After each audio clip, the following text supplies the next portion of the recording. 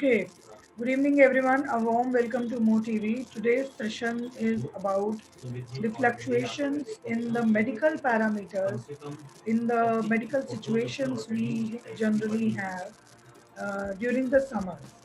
तो होता ये है कि because there is a was difference between summer diet और विंटर डाइट।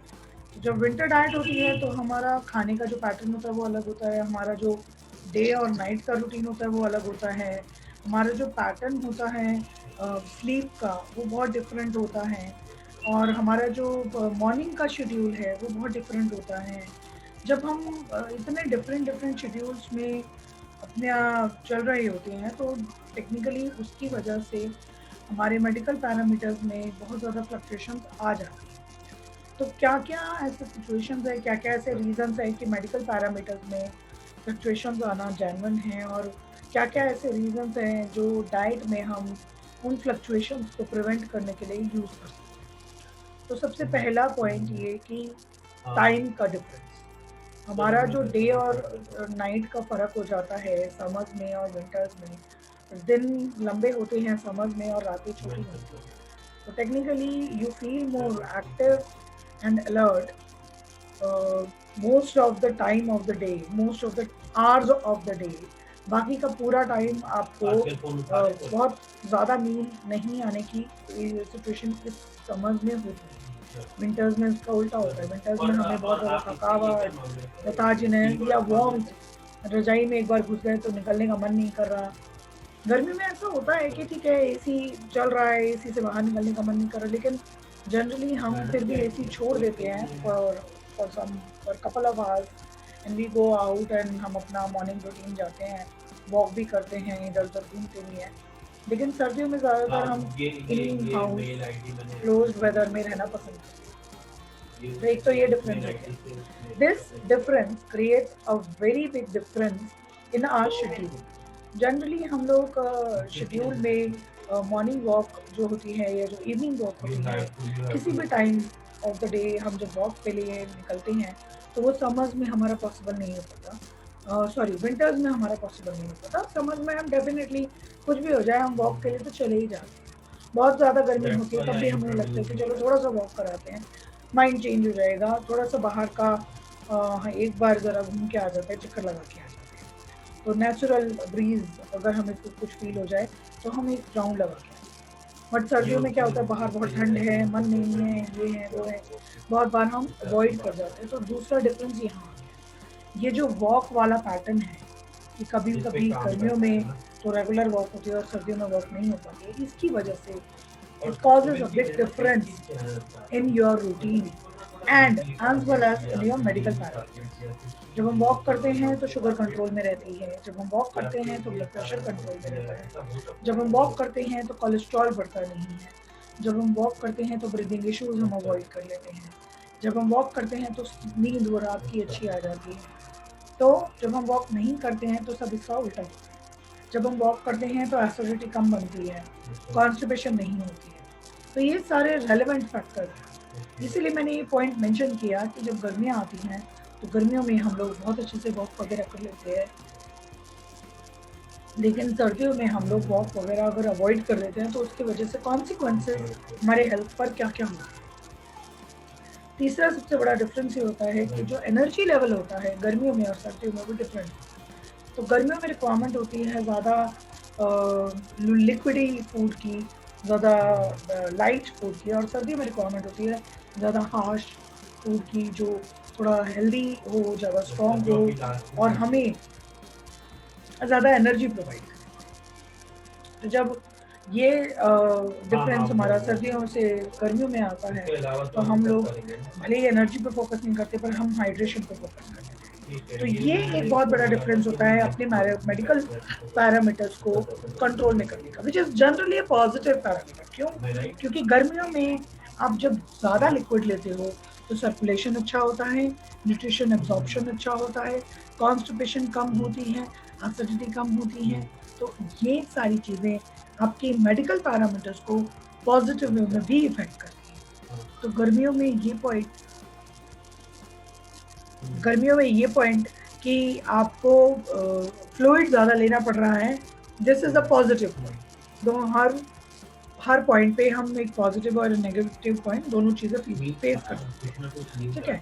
तीसरा सबसे इम्पोर्टेंट पॉइंट ये होता है कि जब विंटर्स और समर्स की बात आती है तो वैरायटी ऑफ फूड्स हमारे बिल्कुल चेंज हो जाते हैं। गर्मियों में हम एकदम लाइट उबला हुआ स्टीम्ड फूड ये ज़्यादा चीज़ें पसंद करते हैं। सर्दियों में हम क्या पसंद करते हैं, अच्छा खासा पकोड़ा हो, पराठे हो, गरम गरम सूप हो, या एकदम गरम गरम दाल हो, गरम गरम खिचड़ी हो, एकदम anything which is in the nature of hot, या फिर एकदम लाइट एकदम हेवी खाएं। और बाजरे की खिचड़ी हमने खाई, दलिया की खिचड़ी हमने खाई, थोड़ी हेवी हेवी चीज़ें पसंद है। बट समर्स में हमें एकदम लाइट चीज़ें, वो पसंद आने का रेलेवेंस आपके बॉडी से ही relevance that means that is the requirement of the body कि आप लाइट खाओ, that is the requirement of the body कि आप सर्दियों में हैवी खाओ। तो जो गर्मियों में रिक्वायरमेंट होती है फ्लूइड की या लो ऑफ एनर्जी की, उसकी वजह से the choices of our food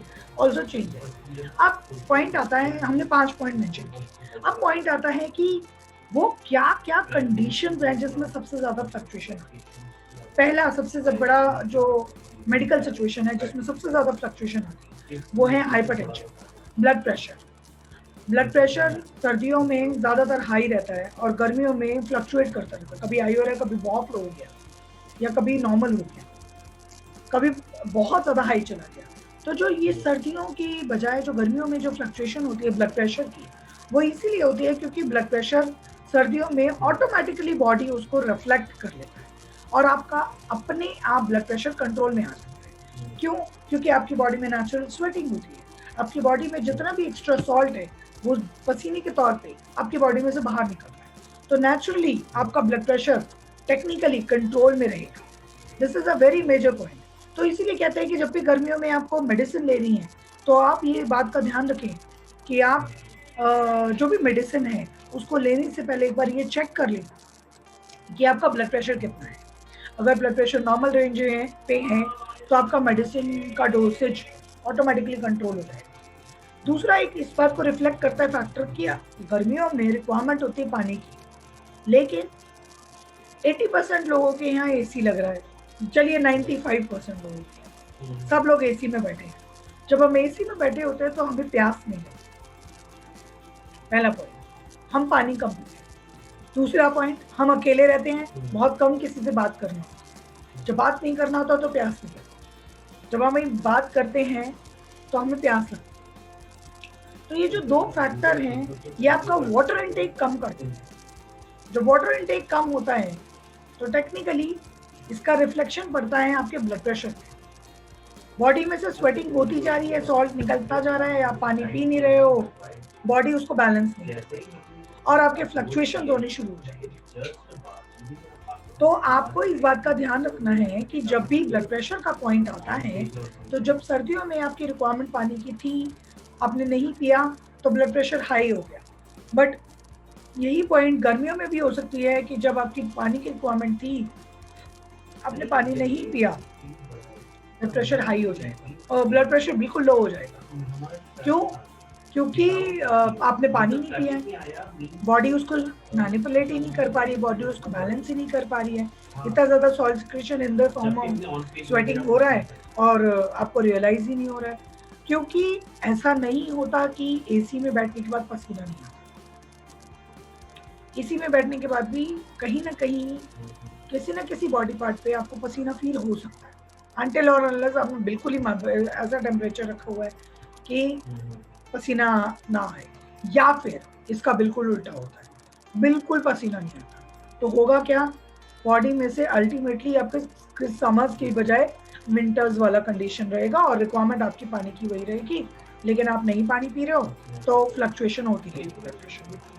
दूसरा, शुगर, डायबिटीज में फ्लक्चुएशन क्यों होती है? गर्मियों में, सर्दियों में लोगों के पास बड़ी सारे मीठे मीठे खाने की चीज़ें होती हैं, गचक खा ली, तिल के लड्डू खा लिए।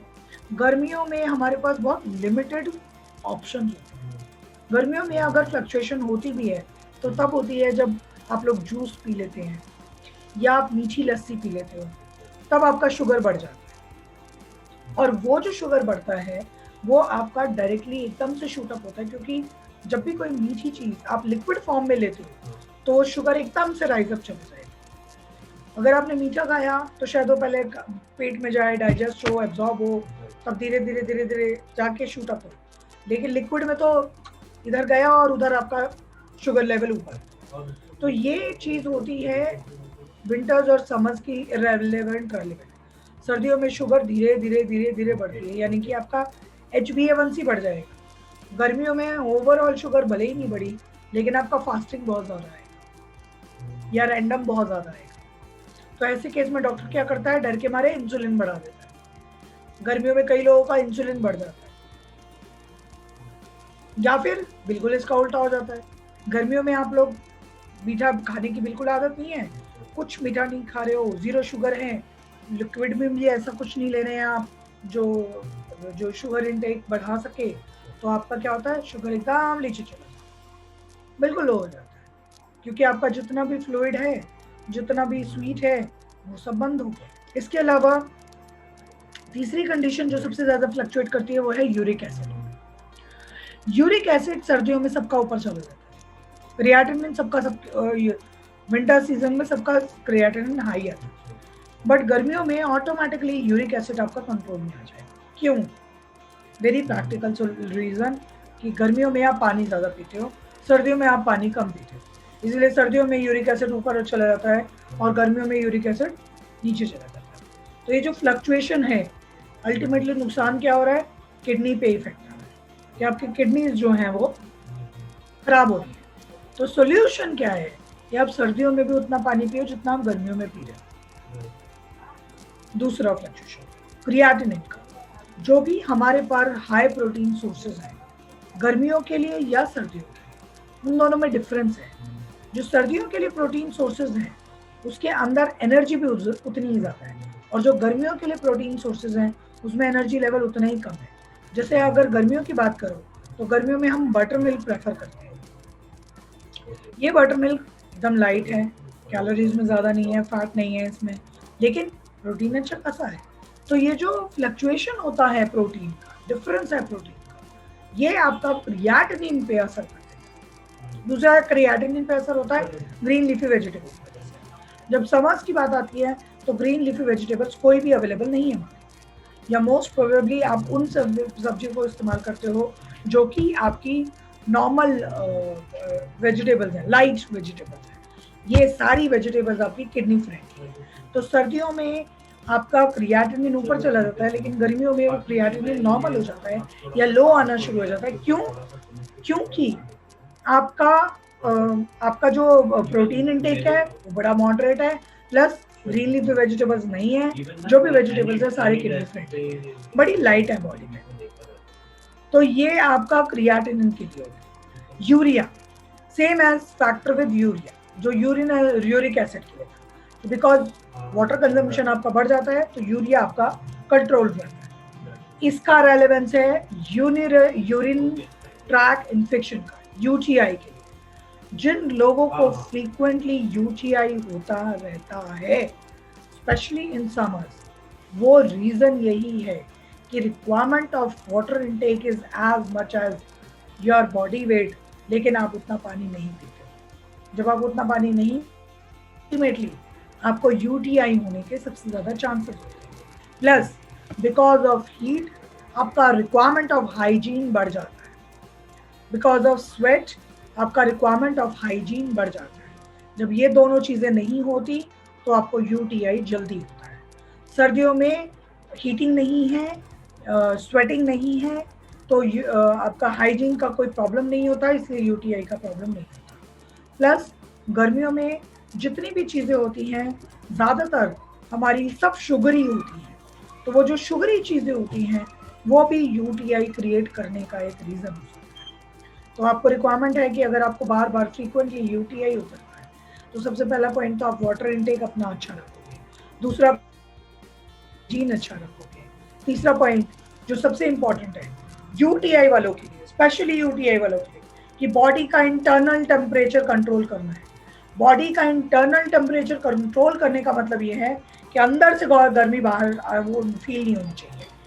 जो घबराहट, गर्मी फील होना, स्वेट फील होना, वो होता है, वो तभी होता है जब यूटीआई आने वाला होता है। तो उसके लिए नेचुरल फूड्स, जो हाइड्रेटेड फूड्स हैं, जो कूलिंग फूड्स हैं, अगर आप ज़्यादा उसका इस्तेमाल करोगे तो आपको यूटीआई नहीं होगा। तो ये तो पॉइंट थे ब्लड प्रेशर के लिए, आपका डायबिटीज़ के लिए, आपका क्रिएटिनिन के लिए, यूरिक एसिड के लिए, और इसके अलावा मैंने आपको यूटीआई बताया। एक और बहुत इंपॉर्टेंट फैक्टर है अर्थराइटिस वालों का। सर्दियों में अर्थराइटिस का इशू बढ़ जाता है।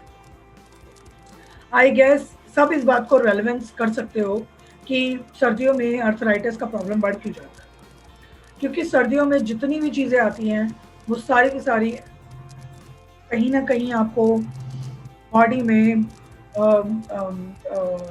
इरिटेशन क्रिएट कर रही है, यानी कि बॉडी में हिस्टामिन्स और एलर्जीज, ये सारी चीज़ें ट्रिगर कर रही है। जैसे ऑरेंज, जिनको अर्थराइटिस का प्रॉब्लम है, ऑरेंज वो अगर थोड़ा भी खाएंगे तो प्रॉब्लम क्रिएट करेगा। गर्मियों में अगर थोड़ा सा आप थोड़े भी केयर कर लेते हो तो आपका प्रिवेंशन ज़्यादा अच्छे से काम कर लेता है for arthritis patient as compare to winter care. तो अर्थराइटिस वालों के लिए समर थोड़ा रिलीविंग पॉइंट हो जाता है। इसी तरीके से एस्थमा वालों के लिए भी समर्स जो होते हैं वो फार बेटर देन विंटर्स, क्योंकि विंटर्स में कंकशन ज़्यादा होती है, बलगम ज़्यादा बनती है, नॉक ब्लोजिंग ज़्यादा होती है। तो ये सारी चीज़ें गर्मियों में नहीं होती because of the heat of the body, because of the temperature of the body. आपकी बॉडी नेचुरली सारी चीज़ों को, डस्ट आउट को निकाल देती है, जिससे आपकी बॉडी में ये सारे प्रॉब्लम्स नहीं होते। अब बात आती है कि मैनेजमेंट कैसे करना है और मैनेजमेंट करना ज़रूरी क्यों है। तो जहां पर भी पॉइंट आता है डाइटरी पार्ट्स का, हम डाइट के अंदर बहुत सारी चीज़ें पहले से ऐसी कर सकते हैं या अब ऐसी कर सकते हैं जो आपकी मेडिकल सिचुएशन को आगे आने वाले विंटर में परेशान ना करे। शुगर कंट्रोल करना है, this is the right time. Blood pressure control करना है, this is the right time. Arthritis control करना है, this is the right time. Asthma control करना है, this is the right time. Uric acid control करना है, this is the right time. Creatinine control करना है, this is the right time. Why? Because गर्मियों में हमारे पास सोल्यूशन ज़्यादा है हर प्रॉब्लम का। ये आपके लिए सबसे अच्छा है टाइम पीरियड अपने मेडिकल फ्लक्चुएशंस को कंट्रोल करने का। जो भी मेडिकल पैरामीटर्स आपके फ्लक्चुएट कर रहे हैं उनको यहाँ पर अभी आज कंट्रोल कर लें अगर, तो विंटर्स आने वाली जो हैं वो आपकी ज़्यादा प्रॉब्लम्स को बढ़ाएगा नहीं।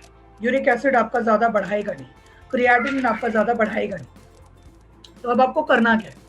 पहला पॉइंट, ब्लड प्रेशर कंट्रोल करना है। ब्लड प्रेशर कंट्रोल करने के अंदर सबसे पहला point, water intake. Please maintain your water intake. अगर आपको लगता है कि आपको स्वेटिंग ज़्यादा होती है, आप अपने बॉडी वेट के हिसाब से थोड़ा और ज़्यादा पानी पीना चाहिए। ये आपके आगे आने वाले फ्लक्चुएशंस को कंट्रोल में रखेगा। दूसरा सबसे इंपॉर्टेंट पॉइंट, मिनरल्स फ्लक्चुएशंस को कंट्रोल करिए, यानी कि आपकी डाइट में पोटेशियम, फास्फोरस, सोडियम, ये तीनों का बैलेंस परफेक्ट होना चाहिए। अगर ये तीनों का बैलेंस गर्मियों में पूरा गर्मी आपका परफेक्ट रहेगा तो सर्दियों में फ्लक्चुएशंस को आप अवॉइड कर सकते हैं। परफेक्ट कैसे रहेगा? Coconut water, drink enough of coconut water but don't let it be too much. दिन में एक कोकोनट वाटर से ज़्यादा किसी को नहीं पीना, स्पेशली जिनको ब्लड प्रेशर का इशू है। अगर ब्लड प्रेशर का इशू है, आप दिन में एक कोकोनट वाटर पियो, उससे ज़्यादा मत पियो। समर्स की बात कर रहे हैं, समर्स की। इसी तरीके से सोडियम, लो सॉल्ट यूज करना is the idea, but using the varieties of salt, pink salt use कर लेते हैं जी, रॉक सॉल्ट यूज कर लेते हैं, सी सॉल्ट यूज कर लेते हैं। No, say no to any one other salt, rather only and only Tata Namak. That Tata Namak includes iodine, which actually helps to control the other parameters of the body. तो आपको salt use करना है, सिर्फ iodized salt. ये sodium plus phosphorus की fluctuation को control करेगा, क्योंकि आपकी बॉडी में इन तीनों का बैलेंस होना हाइपरटेंशन के लिए बहुत इंपॉर्टेंट है। Coming two diabetes part, diabetes के लिए कंट्रोल करने के लिए जो 3-4 बहुत इंपॉर्टेंट फैक्टर्स हैं, वो सिर्फ ये नहीं है उसमें सिर्फ कि आपको मीठा अवॉइड करना है, उसमें ये भी है कि आपको अपना बॉडी वेट मैनेज करना है। अगर आपका बॉडी वेट बहुत ज़्यादा है या बहुत कम है तो आपको मैनेज करना है। यानी कि अगर बहुत कम है तो अभी सबसे बेस्ट टाइम है बॉडी वेट बढ़ाने का, और अगर बहुत ज़्यादा है तो सबसे बेस्ट टाइम है बॉडी वेट कम करने का। बट उसको मेंटेन करना भी उतना ही ज़रूरी है। तो अगर आपको उसको मेंटेन करना है तो अपने डाइटरी हैबिट्स में कुछ चीज़ें हमेशा रखिए, जैसे सैलड। एक कथन हुआ करता था किसी गवर्नमेंट स्कूल में, मैंने हॉस्पिटल में मैंने सीखा था, सैर, सलाद और सूप, ये तीनों एस शुगर के पेशेंट के बेस्ट फ्रेंड है। ये एक स्टेटमेंट था जिसको मैंने आपको इजी लैंग्वेज में ट्रांसलेट किया है। तो ये जो स्टेटमेंट है ये करेक्ट है। तो आपको सलाद और वॉक बंद नहीं करना है अगर आप अपनी शुगर को फ्लक्चुएट होने से बचाना चाहते हो। दूसरा सबसे इंपॉर्टेंट फैक्टर, आपका फास्ट ब्रेकफास्ट 2 घंटे के अंदर अंदर हो जाना चाहिए। जब सुबह आप सो के उठते, ये आपकी बॉडी में होने वाले फास्टिंग को फ्लक्चुएट होने से बचाएगा। क्योंकि बहुत बार क्या होता है, डिनर जल्दी कर लिया है और डिनर ब्रेकफास्ट बहुत लेट हो रहा है, this creates the fluctuation in the fasting level. Ultimately आपकी डायबिटीज बढ़ जाती है, शुगर बढ़ जाती है। तो दूसरा important point, breakfast should be taken with in 2 hours of waking up. तीसरा इंपॉर्टेंट पॉइंट, हर 3 से 4 घंटे में आपको कुछ जरूर खाना है। ये 3 से 4 घंटे का जो डाइट है ये आपके इंसुलिन रेजिस्टेंट फैक्टर को कंट्रोल करता है, आपके डाइट में होने वाले शुगर के फ्लक्चुएशन को कंट्रोल करता है। बॉडी को काम देना इज इम्पॉर्टेंट अगर आपको बॉडी को एक्टिव रखना है। बॉडी लेजी हो जाती है अगर आपने खाना उसको नहीं दिया। सिर्फ सांस लेना बॉडी का काम नहीं है, बॉडी का काम है खाना पचाना। तो आप उसको 3-3 घंटे में कुछ देते रहिए, लेकिन कोशिश कीजिए कि देना सिर्फ हेल्दी है। तो अगर ये भी कुछ पॉइंट्स आप अपने डाइट में इंक्लूड कर लेते हो, आई कैन चैलेंज यू कि आपकी शुगर फ्लक्चुएशन तो कम से कम कंट्रोल हो ही जाएगा। इसके बाद आता है आपका uric acid, urine infection, high urea और क्रिएटिनिन। इन चारों का मैं एक साथ सॉल्यूशन बता रही हूँ क्योंकि चारों का सॉल्यूशन ऑलमोस्ट एक ही है। पहला सॉल्यूशन, लिक्विड इनटेक। जब तक कि डॉक्टर की तरफ से कोई रिस्ट्रिक्शन नहीं है, आपको अपनी पास अपनी बॉडी में अपनी डेली रूटीन में बहुत अच्छा खासा फ्लूइड इंटेक रखना है, वाटर इंटेक रखना है। प्लेन वाटर आपकी बॉडी में से एक्सेस ऑफ यूरिया को निकालने में हेल्प करता है। That excess of urea ultimately helps you to monitor your kidney functioning. So excess of urea will also help you to control your uric acid, your urea and your UTI. It will help to control your UTI. इसको एक और बहुत अच्छा तरीका है prevent करने का, वो है कि आप अपने डाइट में ज़्यादा से ज़्यादा वेजिटेबल्स का इस्तेमाल करें। वेजिटेबल्स कुक्ड फॉर्म में ज़्यादा फ्रेंडली होते हैं when we are talking about kidney issues. तो अगर यूरिक एसिड हाई है और आपका यूरिया हाई है, आप ज़्यादा से ज़्यादा कुक्ड वेजिटेबल्स का इस्तेमाल करें, खाएं, ज़्यादा से ज़्यादा वेजिटेबल्स खाएं। अभी आधा कटोरी खाते हो, 1 कटोरी खाते हो, 1 कटोरी खाते हो, 1.5 कटोरी खाते हो। ये वेजिटेबल्स आपकी बॉडी में बनने वाले एक्स्ट्रा यूरिया को, बॉडी में एक्स्ट्रा वेस्ट को बनने में हेल्प करने में, एक्सक्रीट करने में हेल्प करेगा। This will really help you to control your creatinine level. जिन लोगों को हम लोग प्रोटीन लिमिटेड देते हैं, उन लोगों के लिए रिक्वायरमेंट होती है कि हमें उनको वेजिटेबल ज़्यादा देनी पड़ेगी। दोनों चीज़ें साथ साथ करेंगे तब जाके यूरिया और क्रिएटिनिन कंट्रोल में आएगा। क्रिएटिनिन कंट्रोल में लाने का एक और सबसे अच्छा तरीका है कि आपको अपनी बॉडी में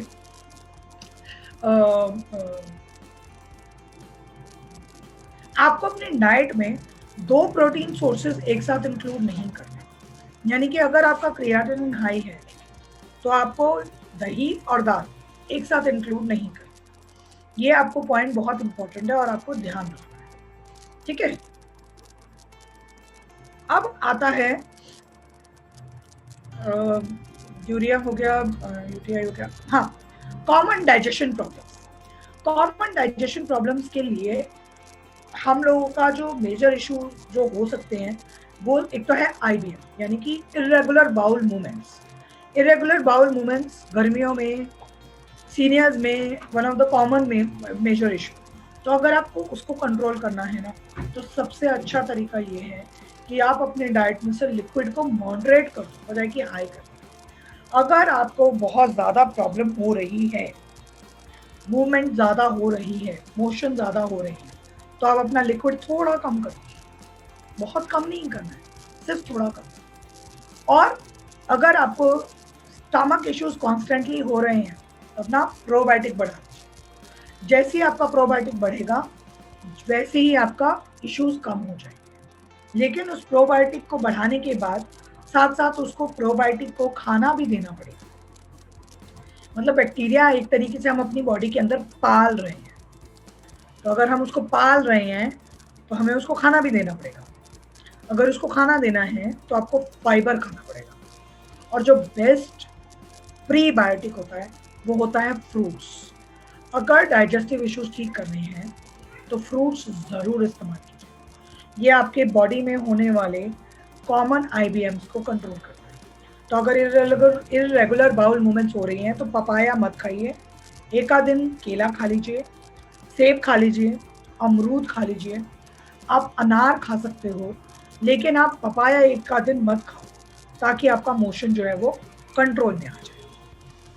इसके बाद अगर एसिडिटी कंट्रोल करनी है, तो एसिडिटी कंट्रोल करने का एक सबसे best solution, specially for summers, सुबह सुबह खाली पेट 1 कप, छोटा वाला कप, बहुत ज़्यादा नहीं, सिर्फ 1 कप, चाय पीने से भी पहले इनफैक्ट सुबह सुबह। ऑफ कोर्स अगर थायराइड का प्रॉब्लम है तो पहले थायराइड की गोली ले लेना, उसके आधे घंटे बाद 1 कप ठंडा दूध, बिना कुछ डाले, प्लेन, बिल्कुल प्लेन, लेकिन कच्चा नहीं, उबला हुआ। तो रात में आपने दूध उबाला, वो फ्रिज में रखा हुआ है, उसमें से आधा आपने 1 कप में डाला, आधा कप लिया, वो आप 1 घूंट पी गए।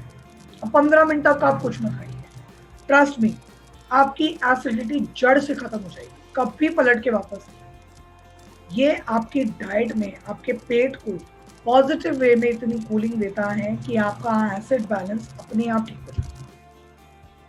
इसके अलावा कई बार, वैसे विंटर्स में ज़्यादातर होती है, समर्स में ऐसा होता नहीं है, बट कई बार समर्स में भी कॉन्स्टिपेशन हो जाती है। जिन लोगों को समर्स में कॉन्स्टिपेशन हो रही है ना, आप समझ लेना आपका अनाज कम हो गया है, यानी कि आपका फूड ही कम हो गया है, अब खाना ही कम खा रहे हो। अब पानी पानी या लिक्विड लिक्विड पिए जा रहे हो, लेकिन खाना नहीं खा रहे हो, इसलिए कॉन्स्टिपेशन हो रही है। तो आपको क्या ध्यान रखना है कि जब भी गर्मियों में कॉन्स्टिपेशन होती है, सबसे पहले हम ये देखते हैं कि आपका पूरा दिन में आपने खाया क्या। होता है पूरा पूरा दिन निकल जाता है सिर्फ 1 रोटी बॉडी में गई, या फिर कुछ नहीं तो सारी गर्मियाँ खिचड़ी खा रहे हैं, दाल राइस खा रहे हैं, ज़्यादा हैवी नहीं खा पाते, आई एग्री, लेकिन थोड़ा सा सॉलिड फूड भी बहुत इम्पोर्टेंट है। जिसमें आपका ब्रेड बटर, जिसमें आपका ब्रेड आ सकता है, चपाती आ सकता है, जिसमें आपका ब्राउन राइस आ सकता है। तो ये चीज़ें ज़रूर इंक्लूड कीजिए अगर आपको गर्मियों में कॉन्स्टिपेशन हो, क्योंकि टेक्निकली गर्मियों में फ्लूइड का इंटेक का प्रॉब्लम नहीं होता। The only problem is your eating pattern, ये आपका पोर्शन ही बहुत कंट्रोल हो जाता है। इतना पी लिया है पानी वानी, लिक्विड वगैरह, कि खाया ही नहीं जा रहा, खाना खाने का दिल नहीं करता। तो अगर आप इन सारी बातों का ध्यान रखोगे तो आपकी मेडिकल पैरामीटर्स को कंट्रोल करने में आपको डेफिनेटली हेल्प मिलेगी, फ्लक्चुएशंस को कंट्रोल करने में आपको डेफिनेटली हेल्प। तो अब से आपको जो भी अपनी मेडिकल पैरामीटर्स को कंट्रोल करने के लिए टारगेट रखना है, वो सिर्फ इसलिए नहीं रखना है कि अब आप ठीक हो जाओ, वो इसलिए भी ठीक रखना है कि सर्दियों में, आगे आने वाली सर्दियों में हम ठीक रहें। मान के चलिए अगली सर्दियों तक प्रियंका साथ नहीं हुई ये सेशन लेने के लिए, तो हमारा क्या हो। इसलिए पहले अपने आप को प्रिपेयर कर लो कि आप मेडिकल पैरामीटर्स अपने कंट्रोल में रखें, और वो आप अब ही सबसे अच्छे टाइम पे कर सकते हैं। तो इसलिए सारे के सारे जो भी मेडिकल इश्यूज हैं आपके अपने इंडिविजुअल, उनको अभी आप कंट्रोल में करिए। सो आई थिंक मेरे पॉइंट ऑफ व्यू से मैंने रश्मि जी का देख लिया। रश्मि जी आपका हाथ खड़ा हुआ है। या प्रियंका, बोलो रश्मि जी। फर्स्ट ऑफ ऑल आप जब बोलती है तो ऐसे लगता है जैसे कोई घर का इंसान हम मुझसे बात कर रहा है. That's a very good feeling. So we accept things much better than what we listen to any other doctor or somebody. Okay, I must compliment you on that. Thank you so And much. my question is that अब जैसे कहते हैं ना कि white sugar नहीं खाइए और हमें शुगर की क्या नहीं प्रॉब्लम तो है. खाइए? White sugar. अच्छा। अच्छा. और मीठा खाना रिकमेंडेड नहीं होता है ना, जबकि हमको डायबिटीज नहीं है. लेकिन क्या ये भी अफेक्ट करेगा कि भाई बिल्कुल ही शुगर नहीं खाते? Because I don't like sugar also at all. So या फिर नेचुरल फूड से मिल जाती है उतनी शुगर? नहीं, एक्चुअली में होता क्या है कि फैट के लिए तो फंडा है कि zero fat is not healthy, but as such sugar के लिए कोई फंडा नहीं कि zero sugar is not healthy. तो आप जीरो शुगर कर सकते हो, white sugar, basically white sugar, because जो भी शुगर का कंटेंट है वो हमारा नेचुरल डाइट के फॉर्म में मिल जाता है, सच एज फ्रूट्स या फिर हनी हो गया। और यू कैन से कि हमने नेचुरल फ्रूट जो खाए उसी में ही इतनी अच्छी मिठास है कि हमें ज़रूरत ही नहीं है। सो ऐसा कुछ ज़रूरी नहीं है कि वाइट शुगर अगर आप नहीं खा रहे हो तो कुछ एडवर्स इफेक्ट होगा, कोई effect. Okay okay, thank you.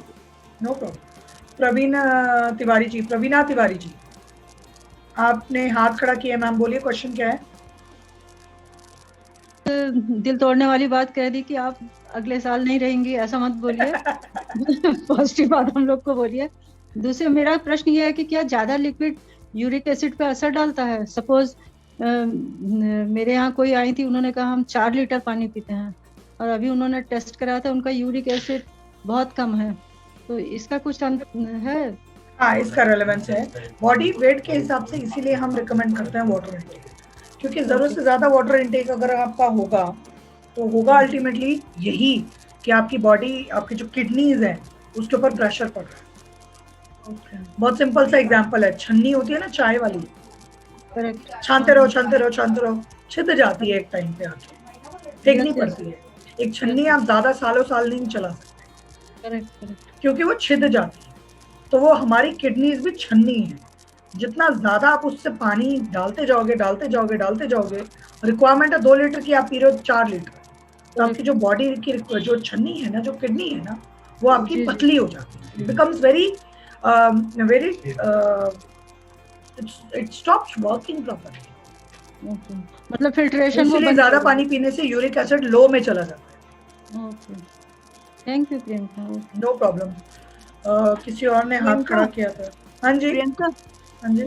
हाँ बोला आंटी, कैमरे पे आओ, ऐसे नहीं बात करेंगे हैं. आज हम पर्दे में हम ये कह रहे हैं कि तुमने कहा कि सब्जियां पकी हुई खाएं, है ना? कुछ बताया था तुमने, वो lot of vegetable, cooked vegetable, पता नहीं किस वजह से कहा के लिए, क्रिएटिनिन वालों. अच्छा, क्रिएटिन तो हम तो डायबिटिक हैं, क्रिएटिनिन तो हमने अभी टेस्ट कराया नहीं कभी. या तो आप अपना कच्चा और पका दोनों सब्जियां करो. तो हम कच्चा वाला खत्म बंद ना करें? नहीं. अच्छा, तो वही पूछना था हमें. जब तक क्रिएटिनिन नहीं बढ़ता, जब तक ऐसा कुछ किडनी पे असर नहीं आता, तब तक आप कच्चा खाओ. अच्छा, अभी सारी रिपोर्ट अच्छी आ गई. प्रियंका जी, पपीता कॉन्स्टिपेशन करता है या नहीं? नहीं, पपीता कॉन्स्टिपेशन नहीं करता, केला कॉन्स्टिपेशन करता है. अच्छा, तो पपीता खा सकते हैं ना गर्मियों में? पपीता लूज मोशन करता है. Loose motion. अच्छा. प्रियंका जी भामरी जी, एक थंब रूल है, समर्स में अगर आप 3 घंटे बाद खाते रहे और टाइमली खाते रहे और पानी की मात्रा ठीक लेते रहे, ना ज्यादा ना कम, तो समर्स आपकी बहुत अच्छी निकल जाएगी. अब जैसे वाटरमेलन आपने कहा था, वाटरमेलन में सबसे ज्यादा पानी होता है. हाँ. तो पानी के लिए अगर आपने वाटरमेलन एक दिन छोड़ के खाते रहेंगे और ये जो 3 चीजें मैं बता रही हूँ, तो आपको समझ बहुत बढ़िया निकलेगा. बहुत बढ़िया निकलेगा. बिल्कुल सही बोल रहे हैं. खाया, तरबूज खाया हमने, 2 दिन से खा रहे हैं. बहुत अच्छा रहता है, बहुत अच्छा रहता है. जिन लोगों को डिहाइड्रेशन, ड्राई स्किन, और एसिडिटी, कॉन्स्टिपेशन, ये सारे इशू है ना, उनको तो डेली पपाया खाना, ये वाटरमेलन खाना चाहिए। अच्छा, ट्रू। वाटरमेलन, तरबूज और खीरा। हाँ खीरा, खरबूजा is equally good. खरबूजा is equally not good because for diabetic patient daily नहीं खाता। हाँ अच्छा, ओके ओके। तो प्रियंका जी इसको रख सकते हैं, प्रियंका जी इसको स्टोर कर सकते हैं वाटरमेलन को फ्रिज में? आप फ्रिज में क्यों नहीं स्टोर कर सकते? बिल्कुल कर सकते हैं। अच्छा, दूसरे मतलब कोई बड़ा आता है ना, बहुत बड़ा आता है तो अकेला खाया नहीं जाता। अब हाफ में से काटिए, जितना यूज करना है उतनी स्लाइस काटिए, बाकी का फ्रिज में रख दो कटा हुआ। अच्छा, same as with papaya, papaya भी उठा के फ्रिज में रख दो। पर वाटरमेलन का हम जूस बना के पी सकते हैं Priyanka? Sir I think prefer watermelon खुद ही इतना वाटरी होता है, हाँ कोई जरूरत नहीं। क्या जूस बनाना। Okay okay. अंटिल बिल्कुल ही दांत नहीं है तो मेरे दांत नहीं है ना, बात कही। तो अंकल तो भी ना आप वाटरमेलन को बिल्कुल बारीक बारीक काटोगे ना, हाँ वो तो खा नहीं, वो कोई दिक्कत नहीं, मेरे को खाने में कोई दिक्कत नहीं होती है। खा लीजिए, बिल्कुल अच्छा रहेगा। ठीक है। उसके सीड भी खाए जा सकते हैं क्या वाटरमेलन के? बिल्कुल बिल्कुल। अच्छा, तरबूजे खरबूजे के सीड्स खाए जा सकते हैं। ठीक है। प्रियंका जी नीलम जी ने अभी कहा कि एसिडिटी के लिए ठंडा दूध सुबह खाली पेट, अगर जीरा वाटर या धनिया वाटर कुछ ले रहे हैं तो दूध भी ले सकते हैं, या एक चीज लेनी है वो नहीं, बाकी नहीं लेनी? पहले आप अपना मॉर्निंग ड्रिंक ले लीजिए और उसके 10-15 मिनट बाद आप अपना मिल्क ले लीजिए। दोनों चीजें हो सकती हैं। बिल्कुल हो सकती है, कोई नुकसान नहीं।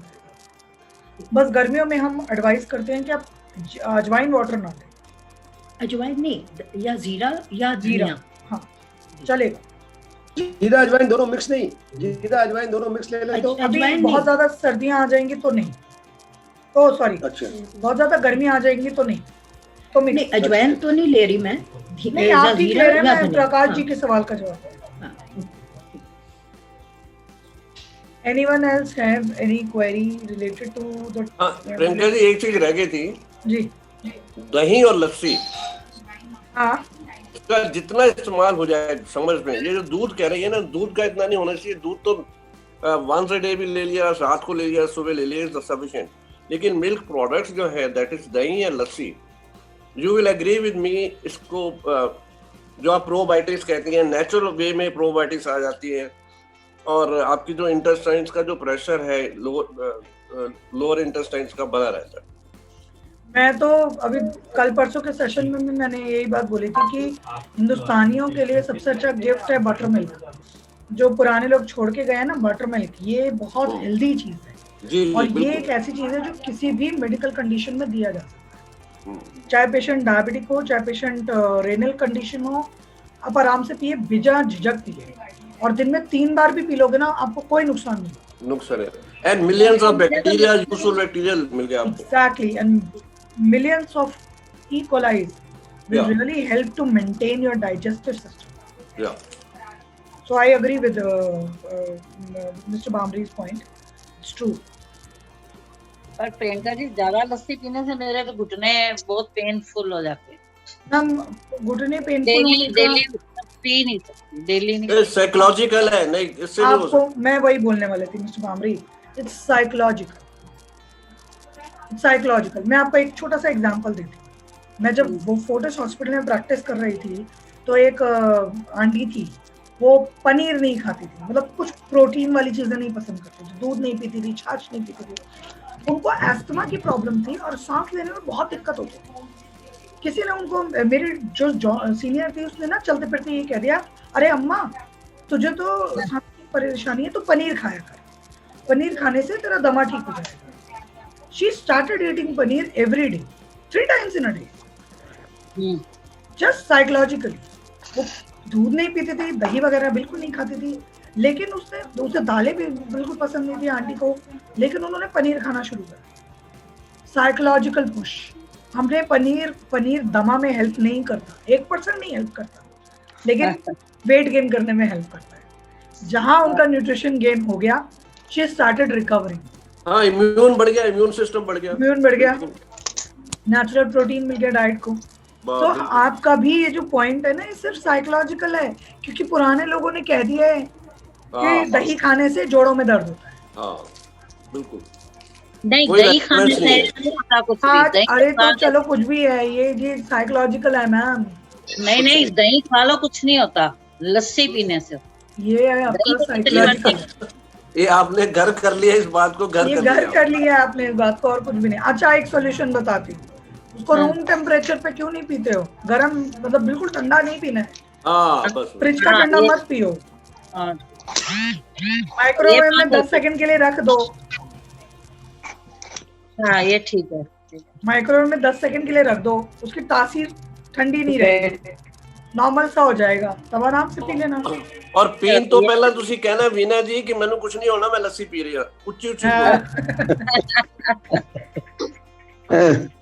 लस्सी मेरे को तो इतना पानी पिया नहीं जाता जैसे तुम अपना फॉर्मूला बताती हो ना, मुझे तो पानी बहुत कम मतलब पिया जाता है। नहीं संध्या जी, पानी मैं आप पी रही हूँ, यूरिन भी ज्यादा आ रहा है। यूरिन मेरे को वैसे भी ज्यादा आता है, वैसे भी मेरा अभी यूरिन की बात पूरी नहीं हुई संध्या जी, सुनिए। हाँ बिना आंटी बोलो। नहीं, फ्लेवर डाल के पी रही हूँ मैं, पानी पी रही हूँ, नहीं तो मैं पानी नहीं पीती थी। अब मेरे को फ्लेवर डाल के पानी पिया जा रहा है। फ्लेवर कौन सा? मैं पुदीना अदरक डाल लेती हूँ, कभी खीरा डाल लेती हूँ, कभी चुकंदर डाल लेती हूँ, ऑरेंज डाल लेती हूँ, कभी एप्पल डाल लेती हूँ। वही पानी भी ऐसे ही करते, खीरा डाल तो कहते हैं एक पंथ दो काज। मैंने खीरा वगैरह डाला था, अभी मैंने नहीं डाला, लेकिन कोकोनट वाटर पी लेती हूँ एक बारी में, बट काफी नहीं है ना। लेकिन नहीं कोकोनट वाटर बिल्कुल नहीं पीती, दिन में 2, 3 या 4 गिलास। अब मैं पानी काफी पी लेती हूँ। आंटी अच्छा प्रियंका जी ये बताइए, लस्सी मीठी पिए या नमकीन? मैं बताती हूँ संध्या जी आपके सवाल का जवाब। जी अरोड़ा जी बताइए। लस्सी जो है अगर डायबिटिक ना हो तो मीठी पी सकता है या नमकीन पीनी चाहिए? और अगर एसिडिटी का प्रॉब्लम है तो मीठा नहीं पीनी। अच्छा एसिडिटी के लिए मीठा खराब है, ओके। हाँ तो वो क्या होता है, दही और चीनी का कॉम्बिनेशन, और जैसे दूध और चीनी का कॉम्बिनेशन, ये दोनों चीजें एसिड क्रिएट कर देते हैं बॉडी। ओके। लस्सी तो नमकीन ही पीनी चाहिए। लस्सी तो नमकीन, दही तो नमकीन ही कहते हैं, जीरा डाल के नमकीन या ठीक है सर। ये कोई ज्यादा अच्छा आपने बताया ना कि एसिडिटी करता है, दिस इज एडिशनल नॉलेज, ये हमको मालूम नहीं, this is a good knowledge. Mona aunty गलत बात करती हो, अभी डांट गलत करते हैं, लेकिन यार लस्सी और वो भी नमकीन, बाप रे। हाँ जी बिल्कुल नहीं मोना आंटी बिगाड़ो मत बच्चों को। अभी एक सेकेंड एवरीवन, मुझे संध्या जी के सवाल का जवाब देना है। संध्या जी मैं आपको एक बहुत प्रैक्टिकल सॉल्यूशन देती हूँ।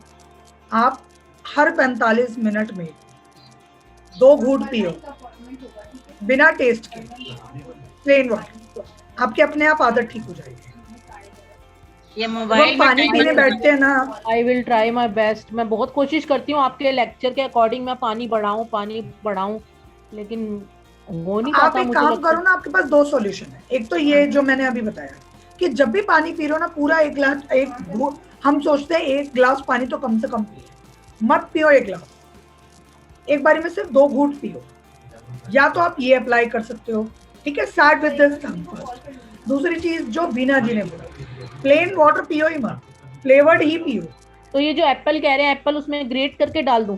नहीं, गोल स्लाइस डाल देती हूँ, छोटे पीसेस कर दो, 4 कर दो। मैं गोल स्लाइस डाल देती हूँ, ऑरेंज छील के उसकी डाल देती हूँ, ऑरेंज डाल देती हूँ। वैसे वीना आंटी वेजिटेबल का ज्यादा अच्छा रहता है।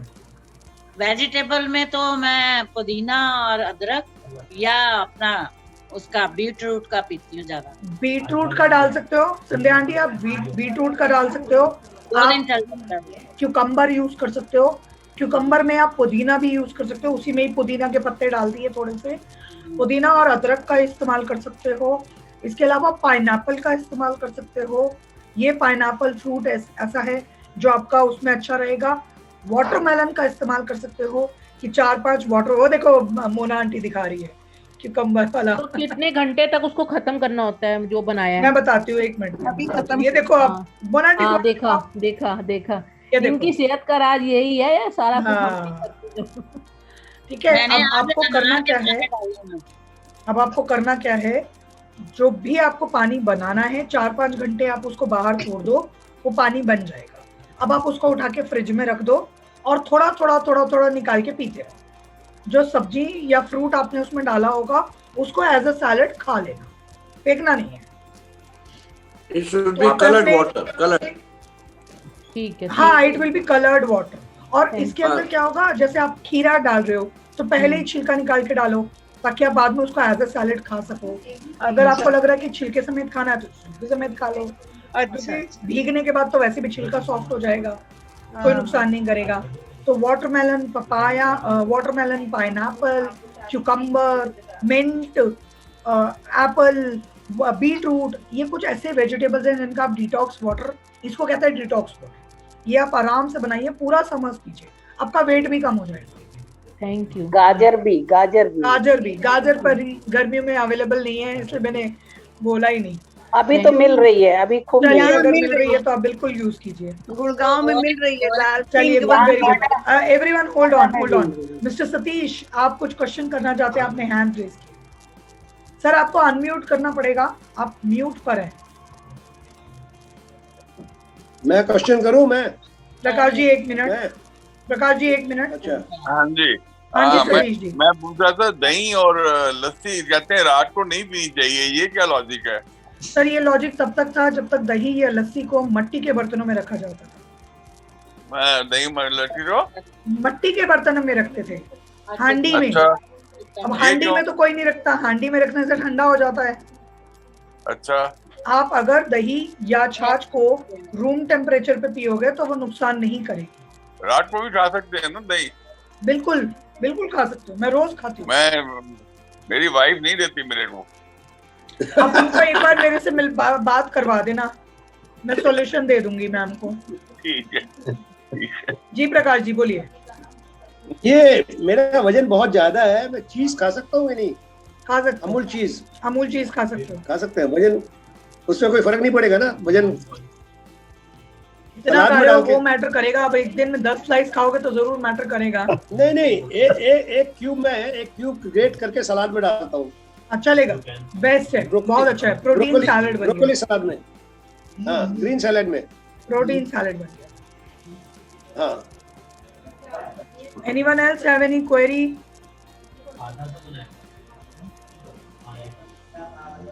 No.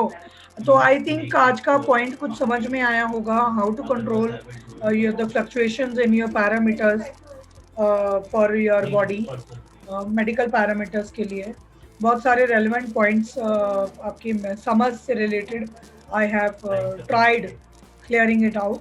इसके अलावा किसी का कोई क्वेश्चन है तो please do let me no.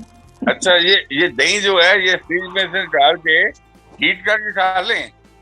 उसको ना 10 सेकंड के लिए माइक्रोवेव में रख दो। माइक्रोवेव नहीं है वैसे तो थोड़ा गर्म पानी रख के उसके ऊपर ग्लास या कटोरा रख दो, उस पे थोड़ी देर में ठीक हो जाएगा टेम्परेचर। और उसमें गैस पे नहीं रखें? नहीं, गैस पे डायरेक्ट नहीं गर्म करना। अच्छा, गर्म पानी में डाल दें? गर्म पानी में नहीं, डायरेक्ट नहीं डालना है आपको गर्म पानी में। आपने एक पतीले में गर्म पानी लिया और एक कटोरी में, जिस कटोरी में आपकी दही है उस कटोरी को थोड़ी देर गर्म पानी में डिप कर दिया, बस। मैं समझ गया आपकी बात, समझ गया, ठीक है। उससे टेम्परेचर ठीक हो जाएगा। जैसे बच्चों का कैसे दूध गर्म किया जाता था पहले के जमाने में, बच्चों का दूध भी ऐसे ही गर्म करते थे ना, गर्म पानी में बोतल रख देते थे, गर्म हो जाता था, वो पिला देते थे बच्चे को। एक जैसे हम बच्चे। जी बीना जी, अगर मुंह में छाले हो जाए तो कुछ बता सकते हो? मैम मतलब आप डाइट पॉइंट ऑफ व्यू से पूछ रहे हो या छालों को रिकवर करने के लिए पूछ रहे हो? मैं छालों को, पहले तो छालों को ही रिकवर करने के लिए उसमें जो डाइट लेनी चाहिए। मैम एक तो ना छालों में सबसे अच्छा सोल्यूशन होता है ठंडा पानी। थोड़ी देर अगर आप ठंडा पानी मुंह में होल्ड करोगे तो जो छाले हैं ना वो जल्दी रिकवर होते हैं। ठीक है, उसका फंडामेंटल कॉन्सेप्ट यही है कि जो छाले होते हैं टेक्निकली वो आपके मुंह से जो सलाइवरी ग्लैंड्स हैं उनमें ब्लॉकेज हो जाती है, पोर्स जो होते हैं वो ठीक से सिक्रेशन नहीं कर पाते और वो और ज्यादा सिक्रीट होती रहती है सलाइवा। तो अगर आप मुंह में थोड़ा ठंडा पानी होल्ड करके रखोगे आपका माउथ अल्सर ठीक हो जाएगा, पहला सोल्यूशन। दूसरा सोल्यूशन ठंडा खाना होता है तो आप धनिया का पानी इस्तेमाल कर सकते हो कि थोड़ी देर धनिया भिगा के आपने वो पानी पिया, आपके नहीं, धनिया जो मसाला धनिया होता है, साबुत धनिया। अच्छा। अगर पानी बनाना है तो आप मिंट का बना सकते हो, कि मिंट के पत्तों को थोड़ी देर पानी में डिप करके छोड़ दीजिए, वो पानी ठंडा हो जाएगा, फिर उससे धीरे धीरे आप कुल्ला कर सकते हो या पी लीजिए उस पानी। तो वो आपके पेट में कूलिंग फैक्टर क्रिएट करता है। और तीसरा सॉल्यूशन जो अभी भामरी जी ने बताया सबसे अच्छा, दही और छाछ। पेट के छालों के लिए भी दही और छाछ इतना बढ़िया है, और ज्यादातर नमक वाला बजाय कि मीठे के, क्योंकि मीठा फिर वही एसिड क्रिएट कर देता है। तो नमक में, दही में नमक या छाछ, गरम नमक, नमकीन छाछ, ये दोनों इस्तेमाल करने से पेट जल्दी कूल डाउन हो जाएगा और आपका माउथ अल्सर जल्दी ठीक हो जाएगा। तो ये 3 सॉल्यूशन भी अगर आप करोगे आपको बहुत जल्दी रिकवरी होगी। Thank you so much. No problem Veena ji, no problem. God bless you. Thank you so much ma'am. Priyanka ji, feedback has been made.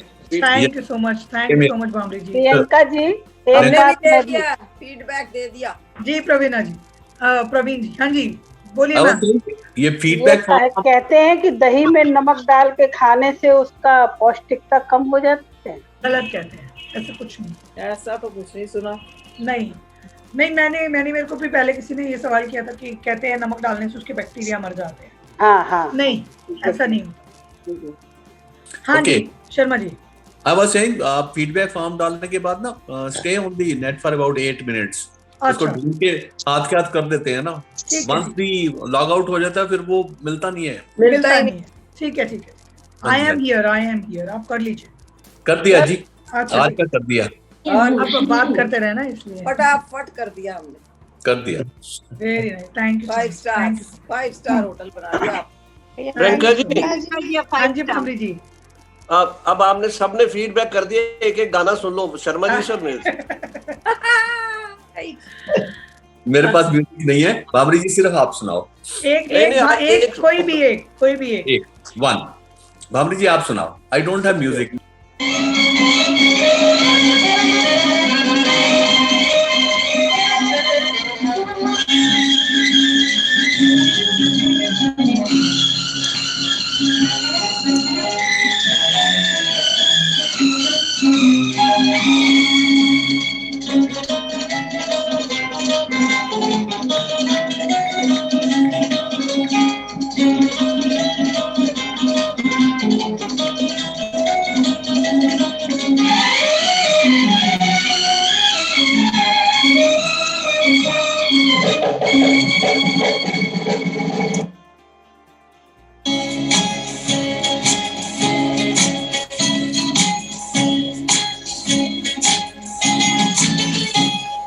किसी की मुस्कुराहटों पे हो निशान, किसी का डर तो हुए उदास, किसी के वास्ते हो तेरे दिल में प्यार, जीना इसी का नाम है।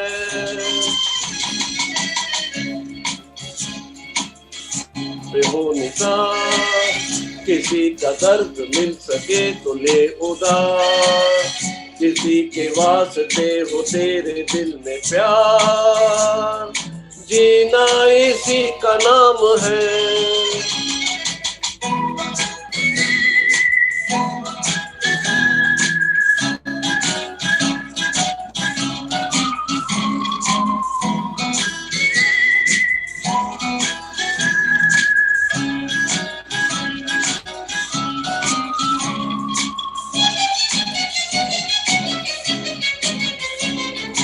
माना अपनी जेब से फकीर है, फिर भी यारो दिल के हम अमीर हैं।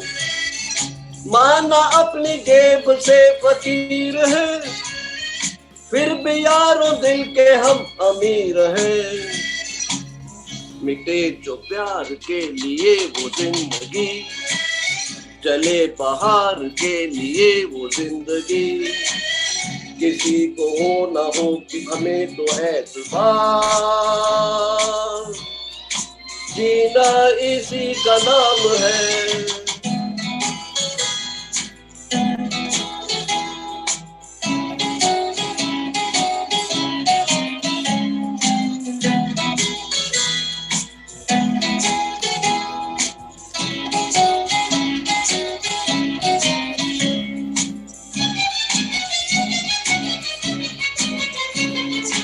रिश्ता दिल से दिल के एतबार का, जिंदा है हमी से नाम प्यार का। रिश्ता दिल से दिल के एतबार का, जिंदा है हमी से नाम प्यार का। कि मर के भी किसी को याद आएंगे, किसी के आंसुओं में मुस्कुराएंगे। कहेगा फूल हर कली से बार बार, जीना इसी का नाम है। किसी की मुस्कुराहटों पे वो निसार, किसी का दर्द मिल सके तो ले उदार। किसी के वास्ते हो तेरे दिल में प्यार, जीना इसी का नाम है। Thank you. Beautiful, very Beautiful singing. जीना इसी का नाम है। Very nice, lovely, lovely. Thank you, sir. Thank you. Completed our day. Thank you, Brenda. Thank you very much. Thank you so much, Bhamri ji. Thank you so much. Very Thank you nice. so much, everyone. I think we should Yes. see you all in next session. And thank you so much for all your questions. And I hope you enjoyed the session by today. So thank you so much, everyone. Good night, and see you all tomorrow in the next session. Thank you. Okay, So bye. Thank you, Brenda. Bye. Thank you very much. Bye, Praveen ji. Bye, Sharma ji. Bye. Good night.